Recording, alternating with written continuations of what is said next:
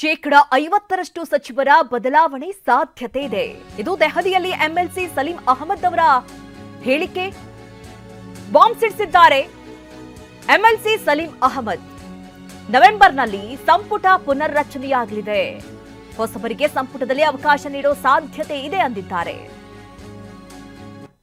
ನವೆಂಬರಲ್ಲಿ ನಮ್ಮ ಸರ್ಕಾರದ 2.5 ವರ್ಷ ಆಗುತ್ತೆ. ಕ್ಯಾಬಿನೆಟ್ ಎಕ್ಸ್ಪೆನ್ಷನ್ ಆಗುತ್ತೆ. ಈಗಾಗಲೇ ವರಿಷ್ಠರಿಗೆ, ಮುಖ್ಯಮಂತ್ರಿಗಳಿಗೆಲ್ಲ ಹಿರಿಯರಿಗೆ ಹೇಳಿದ್ವಿ ನಾವು.